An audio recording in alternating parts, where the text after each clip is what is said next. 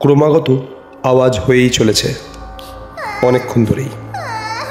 বেশ গভীর রাত। বন্ধ দরজার সামনে দাঁড়িয়ে অনেকক্ষণ ধরেই কান পেতে রয়েছে প্রণব আর অদ্রিজা।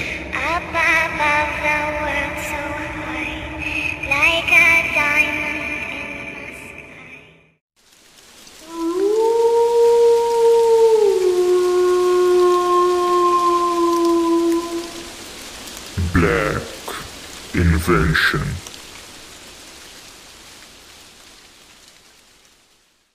নমস্কার বন্ধুরা, এবারের পডকাস্ট আদিত্যর গলায়। ব্ল্যাক ইনভেনশনের তরফ থেকে অনেক অনেক অফুরন্ত ভালোবাসার তোফা আপনাদের। এই গল্পের আড্ডায় টিএম স্টুডিওর তরফ থেকে আপনাদেরকে জানাই সুস্বাগতম। প্রতি শনিবারের 11:11 এই পডকাস্ট আমাদের গল্পের আড্ডায় আপনাদের মাঝখানে সরাসরি চলে আসি গল্পের প্রেক্ষাপটে। 5 বছর মাত্র সবে বিয়ে হয়েছে প্রণবের। বিয়ের আগে থেকেই চাকরির সূত্রপাতে সে বাইরে ছিল। জায়গাটা ছিল ব্যাঙ্গালোর, একজন সফট ইঞ্জিনিয়ার। বড্ড কস্টলি এই ব্যাঙ্গালোর জায়গা। আর বহুত দিন ধরেই চেষ্টা করছিল যে কিভাবে কলকাতায় আসবে, কারণ আর ভালো লাগছিল না ওর একটা অচেনা জায়গায় এরকমভাবে সময়গুলোকে কাটানোর সময়। কিন্তু কোনো মতেই সেটা সম্ভবপর হয়ে উঠছিল না প্রণবের। অনেক চেষ্টা করেছিল কনভিন্স করা মালিক পক্ষের কাছে, বাট সবটাই যেন বেকার হয়ে যায় ওর। হঠাৎ করে সেই সময় একটা যোগসূত্রে পরিচয় হয়ে যায় অদ্রিজার সাথে। কর্মসূত্রেই আলাপ, একই জায়গার স্টাফ ওরা। এ কথা সে কথা এদিন ওদিন কাটতে কাটতে অদ্রিজার সাথে সম্পর্কটা বেশ গভীর থেকে গভীর হয়। দুতরফা থেকেই রাজি হওয়াতে ওদের মধ্যে সেই শুভ দিনটা চলে আসে। ওরা বিয়েও করে। 1 মাস 2 মাস কাটানোর পরেই ও কোম্পানিতে অ্যাপ্লিকেশন দায়ের করে যাতে ওর ট্রান্সফারটা মেনে নেয় তারা। আর অদ্ভুতভাবে মেনেও নেয়, এবং সেটা ছিল দুর্দান্ত সেদিনকে সুখবর। দৌড়াতে দৌড়াতে এক ছুটেও সেই 1 কামরার ঘরে অদ্রিজার কাছে আসে এবং এসে খবর দেয় যে আমরা কালকেই বেরিয়ে যাচ্ছি কলকাতার জার্নি। এবার থেকে আমরা কলকাতায় থাকব। অফিস হবে ওর সেক্টর 5। চলেও আসে কলকাতা। শুরু এক সুন্দর নতুন ছান্দিক বৈবাহিক জীবন অদ্রিজার আর প্রণবের। ওরা একটা ফ্ল্যাট নেয়। ফ্ল্যাটটা ছিল রাজারহাট নিউ টাউনে। একজন ব্রোকারের সাথে সল্টলেকেই আলাপ হয়।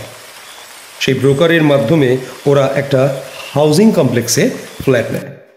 হাউজিং কমপ্লেক্সটার নাম ছিল অপসরা হাউজিং। 2 BHK ঘর, তাও আবার সেমি ফার্নিশ। এখনকার বাজারে সেমি ফার্নিশ মানেই হচ্ছে আজ সাজানো ঘর, আর বেশিরভাগ ক্ষেত্রে সেমি ফার্নিশ ফ্ল্যাটরাই মধ্যবিত্ত মানুষরা খুঁজে বার করে নেয়, আর ব্রোকারদের ক্ষেত্রে সেটাই সুবিধা হয়। বাকিটা ওরাই করে নিতে পারবে এই সব ভেবে ওরা ফ্ল্যাটটা বুকিংও করে ফেলে। যদিও রিসেল ছিল ফ্ল্যাটটা, পাওয়াটাও খুব সুবিধা হয়েছিল। ওদের যে ফ্ল্যাটটা ছিল সেই ফ্ল্যাটটা ছিল দোতলায়। বারান্দাটা ছিল উত্তর মুখে। ফ্ল্যাটের নাম্বারটা ছিল 202।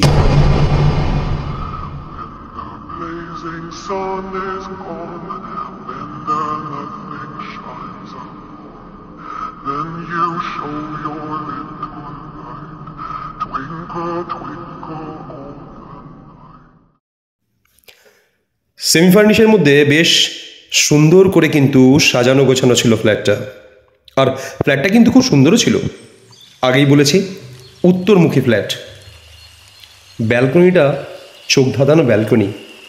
আগে যারা ছিল দেখেই বোঝা যায় বেশ শৌখিন ছিল।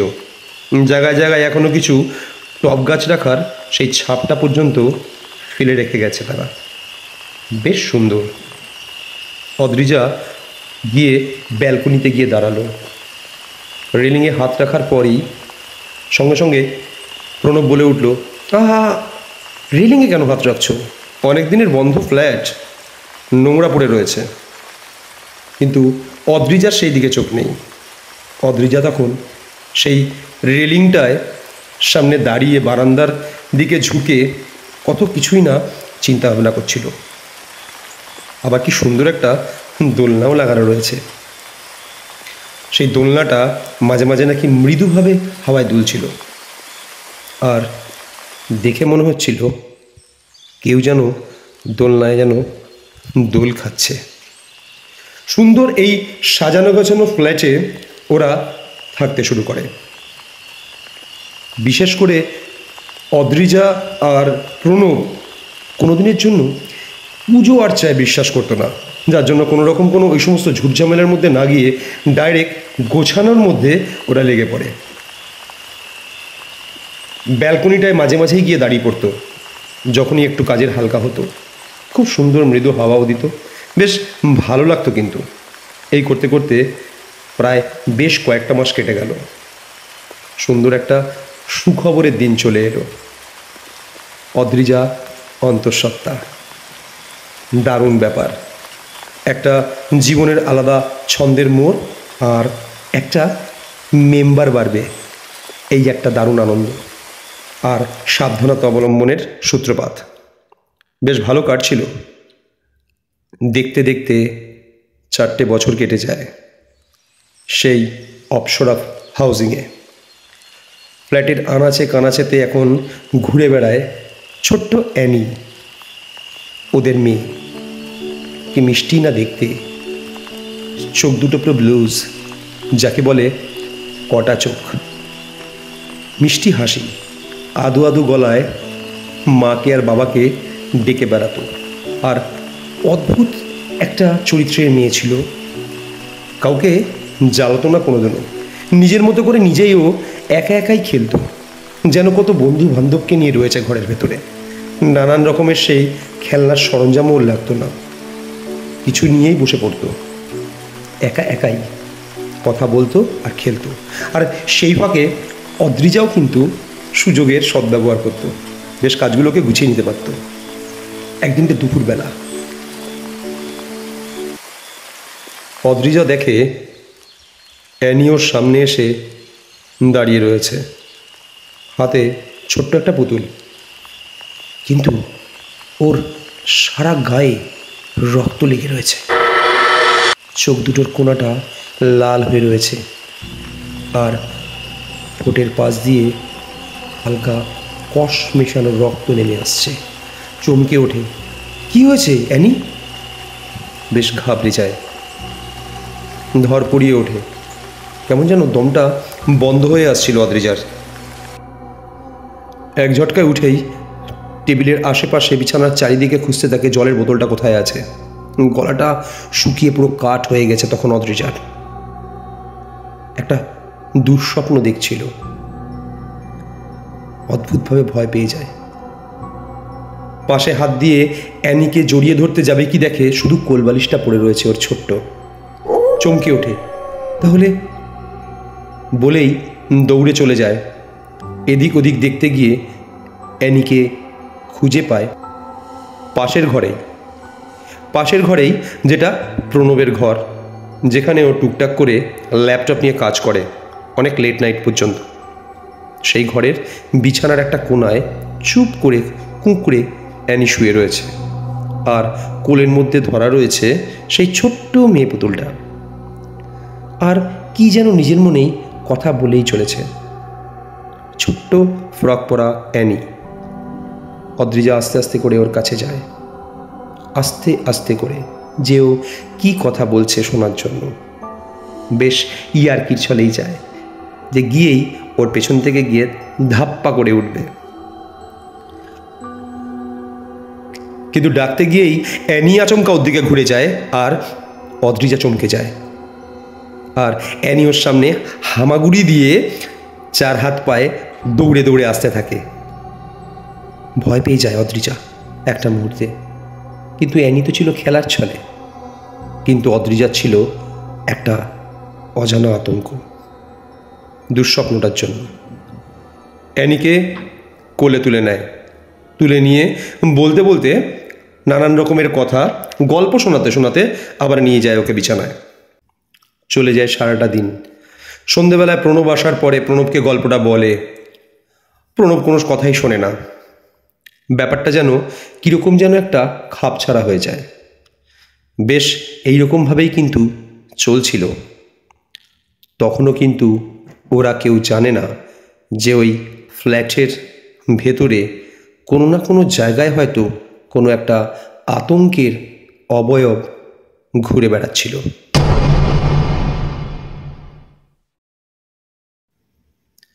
অদ্রিজার ঘুমটা আচমকা ভেঙে যায় খুব জল তেষ্টা পাওয়ার জন্য। এদিক ওদিক তাকিয়ে দেখে সেদিনকে কোনো কারণে রাত্রিবেলা হয়তো জলের বোতলটা ডাইনিং টেবিলের ওপরেই রেখে ও চলে এসছে। কোনো রকমে আস্তে করে বাইরের ডাইনিং রুমে যায়। ডাইনিং রুমের দিক দিয়ে বেশ কিছুটা হাঁটতে হাঁটতেই ওদের বাদিকেই ছিল রান্নাঘরটা, খুব সুন্দর আর্ট স্টাইলের। আর রান্নাঘর লাগোয়াই আর ডাইনিং রুমের ঠিক সেই জায়গাতেই লাগানো ছিল ফ্রিজটা। ও ফ্রিজের থেকে জলটা জাস্ট বার করে, আর বার করে যেই ফ্রিজটা বন্ধ করে আর পাশেই ও হঠাৎ করে চমকে ওঠে অ্যানিকে দেখে। কখন অ্যানি হাঁটতে হাঁটতে চলে এসছে ওর পাশে, আর ওর দিকে অদ্ভুতভাবে তাকিয়ে রয়েছে। জলটা বোতলটা তখনও জলের, ও ছিপিও খুলে উঠতে পারেনি। কি করবে সেই সময় অদ্রিজা বুঝে উঠতে পারছিল না। অ্যানি কখন উঠল? ও আবার হাত ধরে অ্যানিকে আস্তে আস্তে করে সে জলের বোতলটা নিয়ে রুমের দিকে যায়, বেডরুমে। যেতে গিয়ে অদ্রিজা তাকিয়ে দেখে যে অ্যানি বিছানায় ওর বাবার পাশে শুয়ে রয়েছে। তড়ি ঘড়িতে হাতের জলের বোতলটা ওর পড়ে যায়, আর পেছন ঘুরে যখনই দেখে তখন দেখে ওখানে কেউ ছিল না।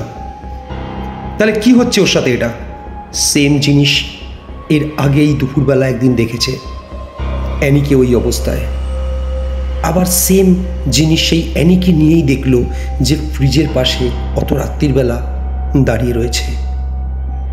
তাহলে ও কি ভুল কিছু দেখছে, নাকি এটা অন্য কিছু? গিয়ে ঘুমিয়ে পড়ে, কিন্তু ঘুম ওর চোখে আসে না। একটা চিন্তা, আতঙ্কের ছাপ ওর চারিদিকে ঘুরে বেড়াতে থাকে। অনেক রকমের প্রশ্ন ঘুরে বেড়াতে থাকে। পরের দিনকে সকাল হয়, ওর অনেকটাই বেলা হয়ে যায়। সেদিনকে ছিল রোববার। প্রণব সেদিন বাড়িতে, ছুটির দিন আর আনন্দের দিন, কারণ প্রতিটা রোববার ওরা অ্যানিকে নিয়ে ঘুরতে যেত। কিন্তু সেদিনকে আর ঘুরতে যাওয়ার কোনো এনার্জিই ছিল না, কারণ আতঙ্ক ওদেরকে পিছন করে বেড়াচ্ছে। প্রণবকে সব কথা চায়ের টেবিলে খুলে বলে। প্রণব খুব মন দিয়ে ব্যাপারগুলো শোনে। বেশি কথা না বলে খালি প্রণব একটাই কথা বলে, ওকে একটু খেয়ালের মধ্যে রাখো। বাচ্চা মানুষ, কোথায় এদিক ওদিক যায়। আর হ্যাঁ, ভালো কথা, বারান্দায় যেন ভুলেও না যায়। বারান্দার রেলিংটা কিন্তু খুব শর্ট, কারণ অ্যানি কিন্তু সেই তুলনায় কিন্তু খুব বিপজ্জনক জায়গায় দাঁড়িয়ে থাকবে। অদ্রিজা খালি একটা দীর্ঘ নিঃশ্বাস ফেলে, যে আমি কাকে বললাম, কি বললাম, আরও কি সাবধানতার কথা বলল। তবু যেন ওর কোনো জায়গায় একটা কিছু গ্রাস করছিল। একটা অদ্ভুত ব্যাপার, যখন এই ফ্ল্যাটটা নেওয়া হয় তখন কিন্তু এই 2 BHK ঘরের মধ্যে একটা ছোট্ট স্টোর রুম আছে, যে স্টোর রুমটা কিন্তু লক অ্যান্ড কি।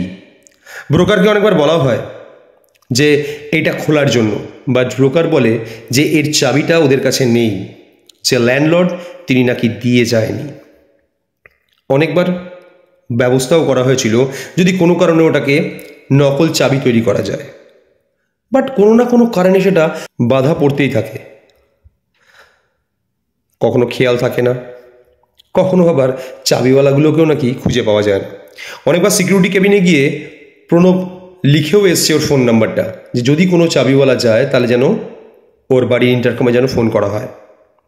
হয়তো তাদের বেখেয়াল, বা হয়তো সত্যি কোনো চাবিওয়ালা যায়নি, যাই হোক, সেই দরজা কিন্তু বন্ধ হয়েই পড়ে রয়েছে দীর্ঘদিন ধরে। ওটার দিকে কারুর না নজর, না সেরকমভাবে কোনো খেয়াল। কিন্তু খেয়ালটা পড়ল অদ্রিজার। কি আছে ওই দরজাটায় যে ল্যান্ডলর্ড ওটা চাবি দিল না? কিন্তু ফ্ল্যাটটা তো ওদের এখন, কারণ ওরা ফ্ল্যাটটা কিনেছে রিসেলে। কি হঠাৎ মাথায় আসে ও ব্রোকারকে ফোন লাগায়। ব্রোকারের সাথে ওর ফোনে কথাও হয় বেশ কিছুক্ষণ, কিন্তু কথাটা তর্ক বিতর্কের দিকে যায়। বোঝাই গেল চাবিটা পাওয়া যাবে না। যাই হোক, সব কিছু ছেড়ে দিয়ে আবার যেরকম অ্যাজ ইট ইজ ভাবে চলছিল সেরকমভাবেই চলতে থাকে। কিন্তু যত দিন যায় ততই কিন্তু সেই ফ্ল্যাটের ভিতরে একটা অদ্ভুত অস্বস্তি সৃষ্টি হয়। কোনো আরও একজন ব্যক্তির উপস্থিতি সেখানে বোঝা যায়। কখনো ডাইনিং প্লেস, কখনো পাশের ঘর, তো কখনো রাত্রিবেলা রান্নাঘর। অদ্রিজা দীর্ঘদিন ধরেই এই উপস্থিতিগুলো পেয়েই চলেছে আর প্রণবকে নকডাউন করেই চলেছে। হঠাৎ একদিনকে রাত্রিবেলা জিনিসটা বড্ড বাড়াবাড়ির জায়গায় চলে যায়। রাত্রিবেলা ওরা ডিনার পর্ব সেরে শুয়েছে, তার বেশ কিছুক্ষণ পর হঠাৎ করে ওরা একটা অদ্ভুত রকমের আওয়াজে ওদের ঘুম ভাঙে। ওরা দৌড়ে চলে আসে, এদিক ওদিক দেখতে থাকে আওয়াজটা কোত্থেকে আসছে। কান পেতে শোনার চেষ্টা করে, না, কোনো জায়গা থেকে তো আওয়াজ পাচ্ছে না। বেশ কিছুক্ষণ থেমে থেমে আবার ক্রমাগতভাবে আওয়াজটা হতে থাকে। অ্যানি তখন পাশের ঘরে তখন গভীর নিদ্রায়। বেশ কিছুক্ষণ চলতে থাকে এরকম দাপাদাপি, মনে হয় যেন ঘরের ভেতরে কেউ দৌড়ে বেড়াচ্ছে। হঠাৎ দেখে ডাইনিং টেবিলের ওখানে বলটা কেউ যেন গড়িয়ে দিল। কখনো দেখে ফ্রিজটা ঘাড়াং করে খুলে গেল। কি হচ্ছে ঘরের ভিতরে এই রাত্রিবেলা? অদ্রিজা চিল্লিয়ে ওঠে তখন তারস্বরে। দুই কানে হাত দিয়ে চুপ করে নিচু হয়ে উবু হয়েও ফ্রিজের কোনায় বসেও পড়ে, যেন কোনো কিছু দেখে ফেলেছে। আস্তে করে এসে ওকে দু কাঁধে হাত দিয়ে ওকে প্রণব তুলে কাছে টেনে নেয়, দিয়ে বলে, চলো, কিচ্ছু হয়নি, আমি আছি তো। দিয়ে এসে যখন বিছানায় এসে আবার অদ্রিজাকে নিয়ে বসে, সেই সময় হঠাৎ আচমকাই অদ্রিজা ওর দিকে তাকায়। ও দেখতে পায় অদ্রিজার চোখের কোনা দুটো লাল হয়ে উঠেছে। কীরকমভাবে যেন অদ্রিজা ওর সাথে একটা বিহেভ করছে, কীরকম ভাষায় যেন ওর সাথে কথা বলছে। ঝাঁকিয়ে ওঠে, কি হয়েছে তোমার, এরকম করছো কেন তুমি? বেশ কাঁপা কাঁপা গলায় অদ্রিজা ফুঁপিয়ে কেঁদে ওঠে, আবার চুপও করে যায়। কি হচ্ছে ওর সাথে? আবার সেন্সলেসও হয়ে যায়। সারাটা রাত্রির ধরে প্রণব অদ্রিজাকে কোলের মধ্যে করে নিয়ে কোনোভাবে খাটে একভাবে বসে থাকে, যাতে একটু নিশ্চিন্তেও ঘুমোতে পারে। প্রণব বুঝে উঠতে পারছিল না যে হঠাৎ কি এমন ঘটনা ঘটল আর কি বা হলো, যার জন্য এইরকম একটা জায়গায় এসে দাঁড়িয়েছে। সারা রাত্রির ধরে ওর বেডরুমের লাইটটা জ্বালাই ছিল সেদিন। কোনো আতঙ্ক বা ভয় নয়, যাতে অদ্রিজার কোনো রকম কোনো অসুবিধা না হয়। অনেক ভোরবেলায় ঘুম ভেঙে যায় প্রেমদের, দেখে অদ্রিজা বারান্দায় গিয়ে দাঁড়িয়ে আছে চুপ করে। আস্তে আস্তে করে বাইরে যায়। খুব সুন্দর লাগছিল সেদিন সকালটা। অনেক রকমের প্রশ্ন অদ্রিজার চোখে। আস্তে করে প্রণবের দিকে ঘুরে দাঁড়িয়ে তাকিয়ে প্রণবকে জিজ্ঞেস করে, কালকে রাত্রিবেলা কি হয়েছিল প্রণব? তুমি আমাকে খুলে বলো, আমি কি কোনো রকম কোনো বাজে বিহেভ করেছি তোমার সাথে?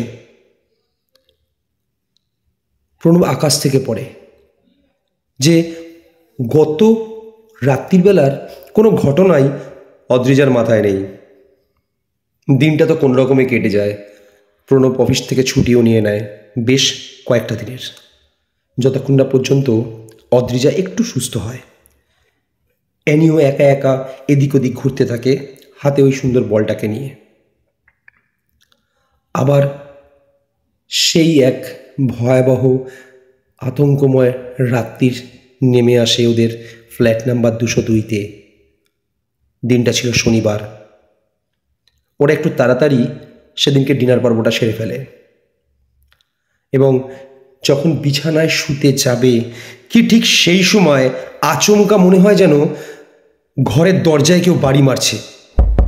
তড়িঘড়িতে ওরা সিকিউরিটি কেবিনে ফোন করে ডিটেলসটা জানায়। সিকিউরিটি আসার পরে দেখে কোনো কিছুই দরজার বাইরে নেই বা আওয়াজ করার মতো কোনো অপশান নেই। সিকিউরিটি চলে যায়, কিন্তু আতঙ্ক ছাপটা কিন্তু ওখানে রয়ে যায়। দরজাটাকে আবার ভালো করে লক করে ওরা আবার বিছানায় এসে বসে। 10-15 মিনিটের মধ্যে আবার সেম জিনিস ওদের কাছে ছুটে আসে। আবার যেন কোনো রকমের কোনো দাপাদাপির আওয়াজ, আবার যেন ঘরের ভেতরে একটা ফোপানো কান্নার আওয়াজ, যেন একটা বাচ্চার আর্তনাদ। ক্রমাগতভাবেই বাচ্চাটা কেঁদেই চলেছে কন্টিনিউয়াসলি, ফুপিয়ে ফুপিয়ে, আর কিছু যেন একটা বলছে। আর এই আওয়াজটা এবার উদ্ধার হয় সেই বন্ধ দরজার পেছন থেকে, সেই ঘরটার থেকে, যেই ঘরটার এখনো পর্যন্ত চাবি করে উঠতে পারেনি ওরা। আস্তে আস্তে করে ওরা 1 পা 2 পা করে ঘরটার দিকে যায়। ঘরটার মধ্যে দরজার সামনে দাঁড়িয়ে কান পাতে ওরা। ভেতরে যেন দাপাদাপি তছনছ করে ফেলার আওয়াজ, আর একটা বাচ্চার চাপা আর্তনাদ, যেন ফুপিয়ে ফুপিয়ে কাঁদছে আর বলছে, আমাকে খুলে দাও, আমাকে একবার অন্তত খুলে দাও। ছিটকে বেরিয়ে আসে ওখান থেকে দুজনে মিলে। অ্যানি তখন পাশের ঘরে অঘরে ঘুমাচ্ছে, বুঝে উঠতে পারে না কি হয়েছে, কি আছে ওই ঘরে, কি আছে। 1001 রকমের প্রশ্ন তখন মাথার মধ্যে উকি মারে ওদের। কি আছে এই ফ্ল্যাটের বন্ধ দরজায়? ওরা প্রচণ্ড পরিমাণে ওরা চেষ্টা করতে থাকে যে ওটার ভেতরে কি আছে জানার, কিন্তু সাহসে কোলায় না, ওইভাবেই ফেলে রেখে দেয় ঘর। ওরা ঠিক করে পরের দিনকে যেভাবে হোক সেই ফ্ল্যাটের ব্রোকারকে ডাকবে। সকালবেলা ক্রমাগত ব্রোকারকে ডাকাও হয়।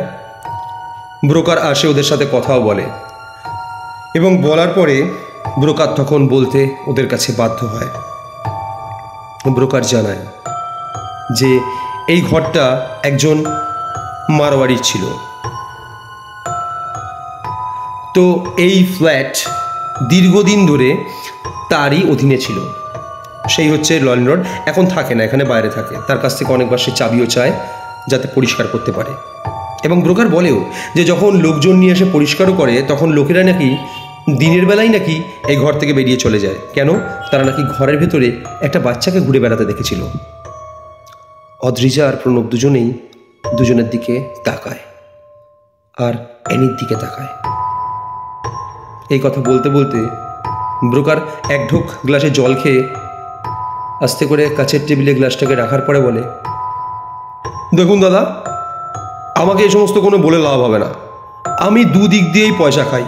আমার দায়িত্ব হচ্ছে যেভাবে হোক না কেন ফ্ল্যাটটাকে বিকিয়ে দেওয়া। এখানে দাদা আমার কিছু করার নেই। আমি আপনাকে ল্যান্ডলর্ডের নাম্বার দিয়ে দিতে পারি, আপনি কল করে নিতে পারেন। প্রণব বলে, দেখুন, একটা জিনিস বিক্রি করার পেছনে অনেক কিছু জিনিস লুকিয়ে থাকে। যাই হোক, ছাড়ুন, আপনাদেরকে এই সমস্ত কথা বলে কোনো লাভ হবে না, কারণ আপনারা প্রফেশনাল। ওকে, আপনি আসতে পারেন। দুজনে মিলে ঠিক করে যে কিভাবে জিনিসটাকে সলভ করবে। আর এই সলভ করতে গিয়েই সেই ফ্ল্যাট নাম্বার 202-তে নেমে আসে এক বিভীষিকা, যেটা ওরা কোনোদিনও ভেবেও উঠতে পারেনি যে সেই দিন রাত্রির বেলায় ওই ঘটনাটা ওদের জন্য অপেক্ষা করেছিল সেখানে। হঠাৎ দেখে অ্যানির রাত্রিবেলা খাটের থেকে অন্তত 4 হাত ওপরে উঠে গেছে এবং শূন্যে রীতিমতো ভাসছে। চিল্লাতে থাকে ঘরের ভেতরে অ্যানি, এবং রীতিমতো অদ্রিজা কাঁপতে থাকে আর ভয় কাঁপতে থাকে। প্রণব কি করবে তখন বুঝে উঠতে পারে না। প্রণব দৌড়ে গিয়ে খাটের ওপরে ওঠে। ওর মেয়ে তখন শূন্যে ভাসছে, সব কিছু ভুলে যায়, বাঁচাতে হবে ওর মেয়েকে। হাত ধরে টেবিলে নামাতে থাকে, কিন্তু অদ্ভুত এক রকমের শক্তি তখন ওদেরকে ঘিরে রেখেছিল। প্রণব ছিটকে বেরিয়ে যায়, যেন কেউ যেন ওকে ধাক্কা দিয়ে ফেলে দেয়।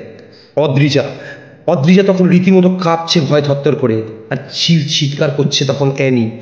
আর চোখের সামনে দেখতে পাচ্ছে আস্তে আস্তে করে অ্যানির চোখ দুটো লাল থেকে লাল হতে থাকে, গালগুলো আস্তে আস্তে করে ফাটতে থাকে, গাল থেকে বেরিয়ে আসতে থাকে রক্ত কষ। অদ্ভুত এই দৃশ্য, আর ওরা কোনো কারণে মেনে নিতে পারে না। কি করবে সেই মুহূর্তে ওরা ভেবে উঠতে পারে না। হাতের সামনে ওরা যা পাচ্ছে সেগুলোকে এদিক ওদিক করে ছোড়াছুড়ি করতে থাকে। কি করবে তখন? কোনো রাস্তা নেই তখন আর। সেই মুহূর্তে আচমকাই অ্যানি হাপ করে বিছানার মধ্যে পড়ে যায়, সেন্সলেস হয়ে যায়। আস্তে আস্তে করে ওরা দুজনে মিলে, হাজব্যান্ড ওয়াইফ, তার সন্তানের কাছে যায়। অ্যানি অ্যানি ডাকতে থাকে। অ্যানির কোনো সারা শব্দ নেই, ঘুম মেরে শুয়ে আছে। হঠাৎ আচমকাই ওদের দুজনকে চমকে দিয়ে অ্যানি খাটের ওপরে হামাগুড়ি দিয়ে বসে পড়ে আর খিলখিলিয়ে হাসতে থাকে। চুলগুলো তখন সামনের দিকে, হাতের আঙুলগুলো দেখাতে থাকে, একবার চোখ দেখাতে থাকে, একবার গাগুলোকে দেখাতে থাকে। সারা গায়ে তখন টুকরো টুকরো করে যেন চোখের সামনে ফাট ধরছে অ্যানির। গালের মধ্যে অদ্ভুত রকমের ফাটা ফাটা দাগ, চোখগুলোর কটকটে লাল, যেন চোখের ভেতরে কেউ রক্ত ঢেলে দিয়েছে গ্লাসে করে। কি হয়েছে অ্যানির? আর সেই সময় অ্যানির গলা দিয়ে ভেসে আসে দ্বৈত কণ্ঠস্বর। কোনো একজন বলছে, আমি খুব কষ্টে মরেছি, আমাকে টুকরো টুকরো করে কেটেছে। তোমরা যে ঘরটার সামনে দাঁড়িয়ে আছো, ওই ঘরটার ভেতরেই আমি একটা ছোট্ট ট্রাঙ্কের ভেতরে আছি। আর যে পুতুলটা রয়েছে, এই পুতুলটা তো আমার। ওই পুতুলটা আমাকে দিয়ে দাও, আমি ওই পুতুল নিয়ে ওই ঘরটার ভেতরেই খেলব। দুজনে পেছন দিকে হাত দিয়ে হামাগুড়ি দিয়ে শকড হয়ে যায় অদ্রিজা আর প্রণব। অ্যানি কী সব কথা বলছে?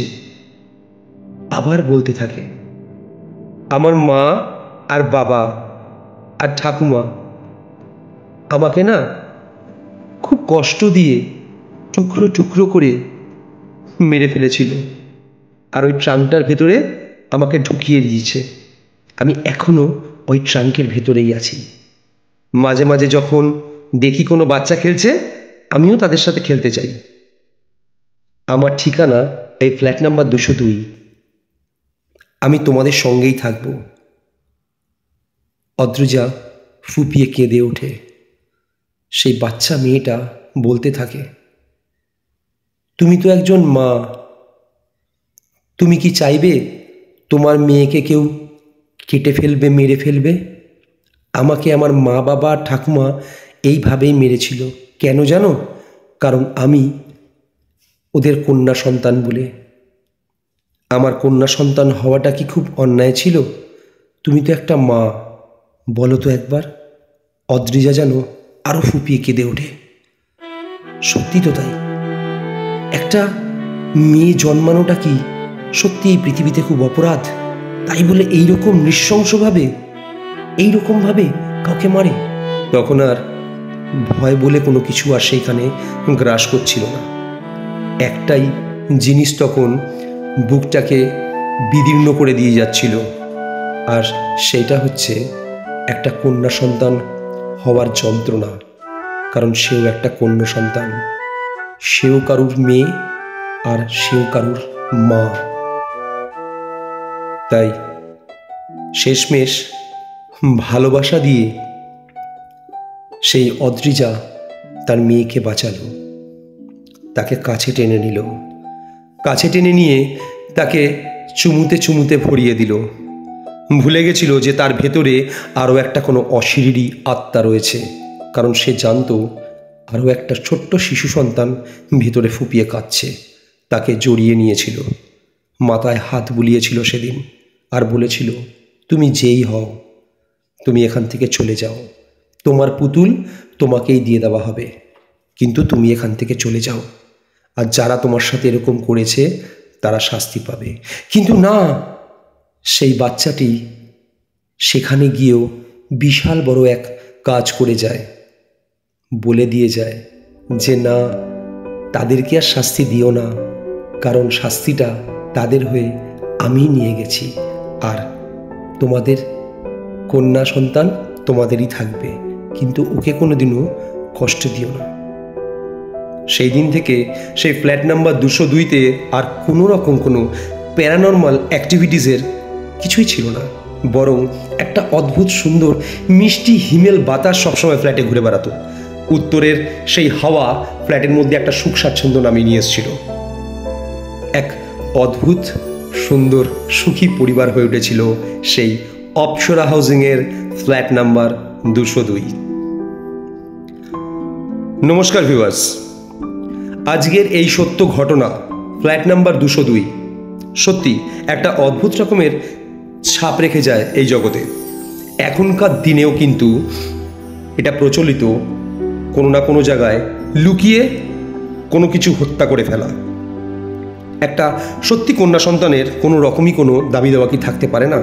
আর সেইটারই একটা প্রকাশিত গল্প, কাল্পনিক চরিত্রগুলোকে দিয়ে টিএম স্টুডিওর তরফ থেকে ফুটিয়ে তুললাম আমরা ব্ল্যাক ইনভেনশনের আজকের আদিত্যর কণ্ঠে। ভালো থাকবেন, সুস্থ থাকবেন, আবার গলার আওয়াজে আপনাদের সাথে মুলাকাত হবে আসছে শনিবার 11টা 11। নমস্কার।